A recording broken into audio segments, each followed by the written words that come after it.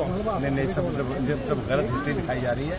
औरंगजेब रहमतुल्लाह अलैह ने बहुत सारी मंदिरें बनवाई हैं और आप वाराणसी में जाकर देखेंगे एक बच्ची, पंडित की बच्ची को जब उनका ही एक सिपाही सालार उसके साथ शादी करना चाहता था, उन्होंने उस सिपाही सालार को 2 हाथियों के बीच पैर बांध कर मार दिया और उन पंडितों ने उनके लिए एक मस्जिद बना के दिया वहाँ पर। क्या बात करते हैं, ये गलत हिस्ट्री। तो आप औरंगजेब को क्रूर शासक नहीं मानते हैं? नहीं, मैं नहीं मानता।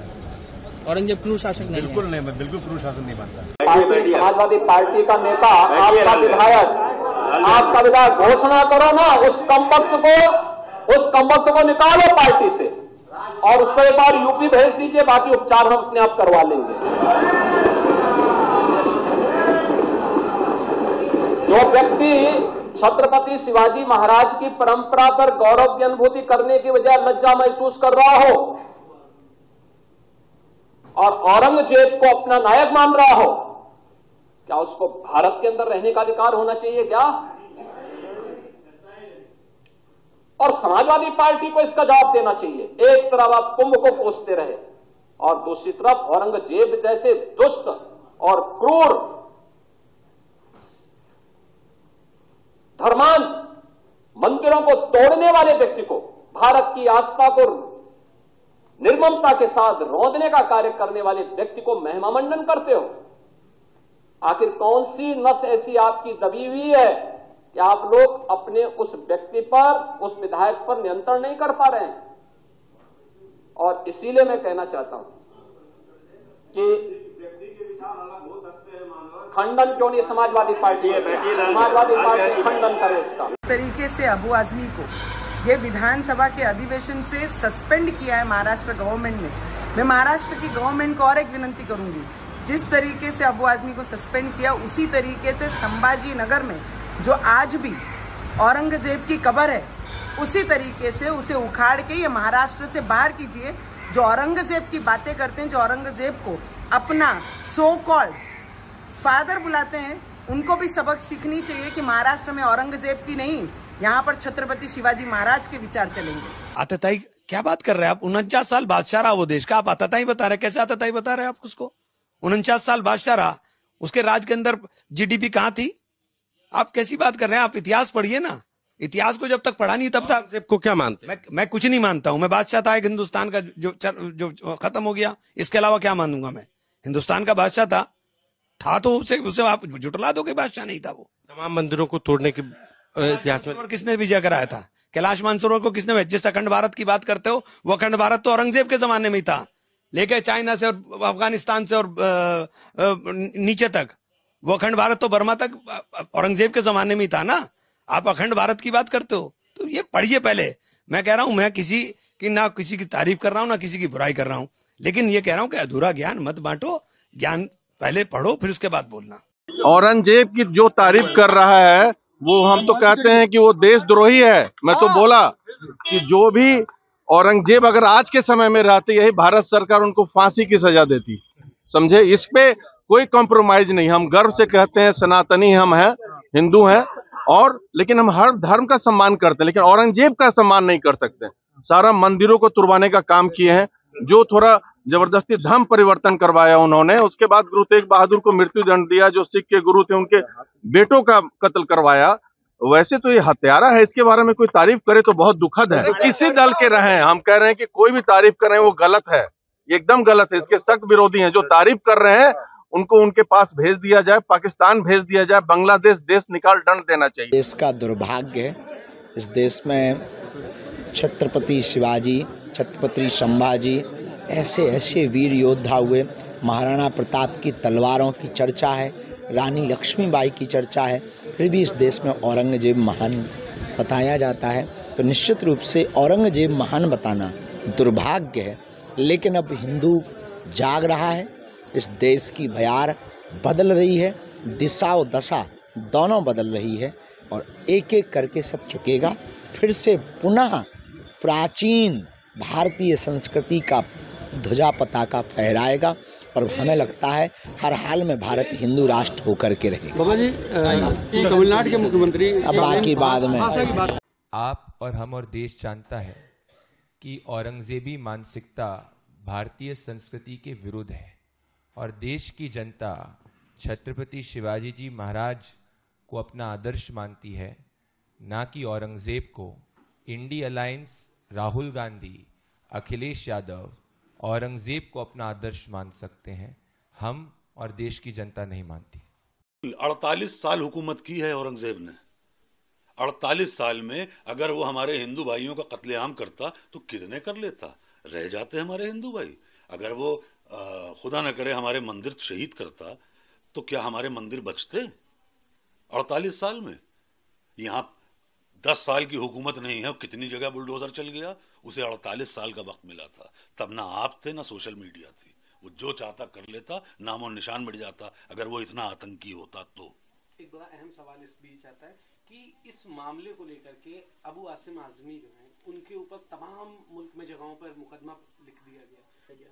क्या कैसे देखते हैं आप और क्या कहेंगे इसको लेकर, जिस तरह से उन पे कार्रवाई की गई है, उनके सिर्फ एक बयान को लेकर? वो एक जैसे कि मैं मुनव्वर राना साहब का बेटा हूँ, तो फुटपाथ पर भी होगी महल की ज़बान में, हम गुफ्तगू करेंगे गज़ल की ज़बान में।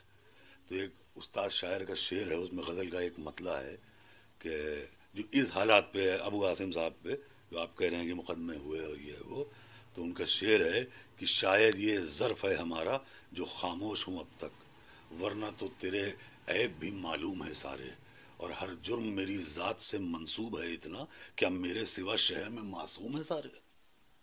सिर्फ हम ही निशाना बनते हैं, हम तो कुछ भी कर दें बुरे हैं। भाई मैं कह रहा हूँ औरंगजेब खराब था, मैं कह रहा हूँ कि एक अच्छा वाला आदमी वो था बहादुर शाह जफर, वो भी खराब था। हम मान लेते हैं अलाउद्दीन खिलजी भी खराब था, ये भी खराब निकले। बाद में ये जो और भी लोग आ गए सब खराब। हमारे माफिया बदमाश जो निकले, जो उनको जिताती रही पब्लिक, वो आज आसानी से घूम रही है, सब खराब। जब मेरे वालिद मुनव्वर राना खराब हो सकते हैं तो फिर तो ये लोग तो बहुत बुरे हुए हैं भाई। ये तो मतलब मेरे वालिद की क्या गलती थी? मेरे वालिद की ये गलती थी कि वो गोडसे के दौर में गांधीगिरी कर रहे थे। तो हमारा तो सिर्फ ये, हम तो ऊफ भी कर दें तो बहुत है। हम तो ये मतलब हमारा हाल इस वक्त ये है कि आप मेरा गला दबाइए और मेरी आंखें भी बाहर ना हो, कैसे मुमकिन है?